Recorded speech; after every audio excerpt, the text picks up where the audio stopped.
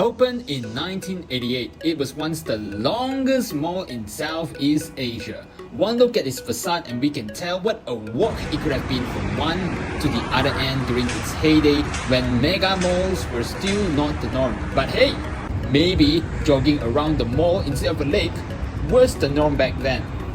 Hi, I'm Ryan Go-Where, and today we are exploring Subang Parade Mall to see if it's dead or alive. Let's check it out.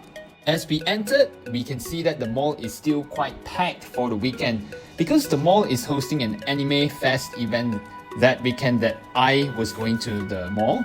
So not sure if this is the normal weekend crowd or whether it's an exception. If you are a Subang Jaya Kia, maybe you can comment down below and let me know. Okay, a little bit of grandmother's story. Subang Parade was one of the first malls in the whole Subang Jaya township, developed by Sime Darby UEP during the late 1980s. And this mall was constructed as a neighborhood mall to complete and complement the township element. Back then, it was the place to be for locals and foreigners alike before newer, grander malls started eating into its foot traffic like the Empire Subang Mall, Sunway Pyramid, etc. Now, it's 6 p.m. on a Saturday night. You can see that it's still crowded and vibrant with activities.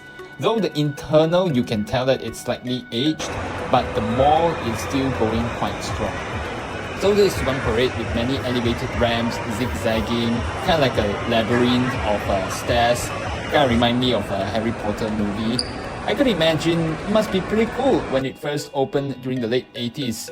Though now, walking on the elevated ramps, one can't help but feel perhaps the escalators are a little bit redundant. Lower ground floor is doing very well. A lot of eateries have people eating in them, though I wouldn't say most of them are fully occupied. It also has a Village Grocer as an anchor tenant, so a pretty good sign. Though the electronic store that we went to was a little bit quiet and there wasn't quite many people present. But then again, how many days or even weeks in a year that you change your washing machine or dishwasher? Also over here you have all the international brands, F&B outlets like McDonald's, Nando's, but I feel that the walkway is just a little bit narrow because there are many ground merchandise stores located at the center which eats into the walkway. But you know, it gives off a vibe that the mall itself is thriving. In total, Subang Parade has 3 main levels, though the elevated ramp may make you think that there are more levels than they actually are. Because Subang Parade, one level itself is not really like even or level. They are slightly above one another. You know what? I'll just shoot a video for you guys to have a look. I don't know how to explain it. Sorry. Though I noticed that some places at the end of the eating area is empty. I suppose it's due to the refurbishment that's taking place. Now we are at G floor and it's just packed with people now at the stage area. Subang Parade is hosting this anime fest and you have people selling figurines and anime paraphernalia, a lot of cosplayers and an anime song performance. I believe this is one of the ways that Subang Parade keeps itself thriving in this modern age by keeping its relevancy. They even have a parkson here. Wow, look at that! Very pretty with all the Christmas decoration on display. Very well lit place, still with some semblance of a crowd. And moving up to the ground floor, you have this eco shop here as well. This health and wellness section over here looks rather empty though. Just a few skin care shops still here. Not sure the shops are under construction or they are shuttered already. If any of you from Subang Jaya knows, just drop a comment down below and let me know. Thanks. One thing that I noticed is that the occupancy rate of the shops and foot traffic gets less the higher you go. I mean, okay, fine, it's a no-brainer lah. But over here, it's a bit more pronounced. Over here, this particular walkway, you can see that there are some shuttered shops. Subang Parade, from what I have seen online, is a very nostalgic place for many people, especially those who grew up in SS16 or Subang Jaya.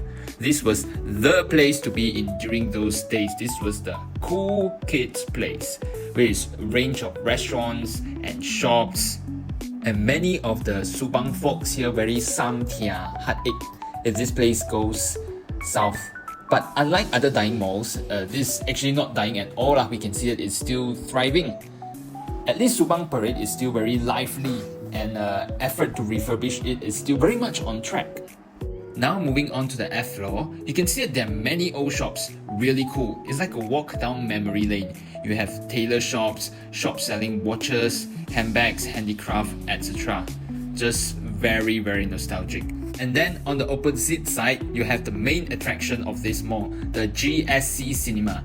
It's like a cozy theater. You can see that it's not the magnitude of the cinema here is not as huge as those you've seen in other modern malls like Mid Valley Mega Malls or, you know, Sunway Pyramid. But it is like cozy enough to serve the local crowd.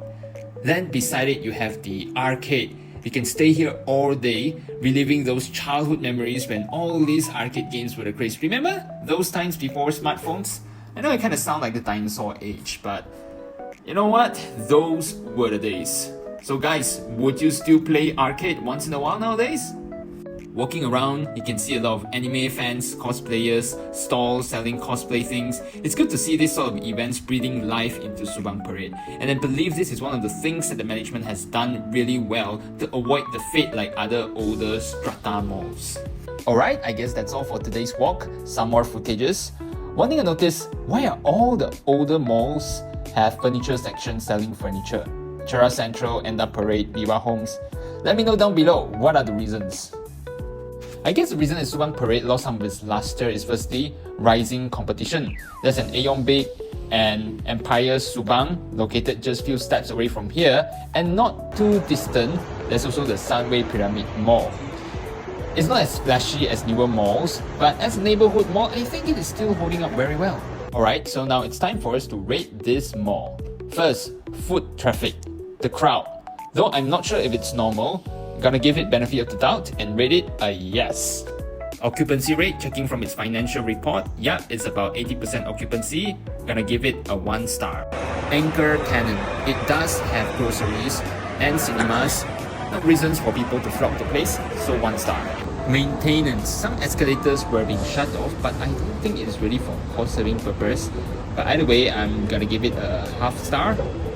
Lastly, convenience, your dining areas, ATMs, though the escalators can be quite confusing at times, so I'm gonna give it a half star as well.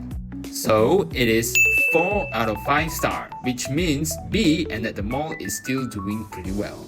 So what do you guys think? Comment down below, is Subang Parade Mall dead or alive? Thanks for watching.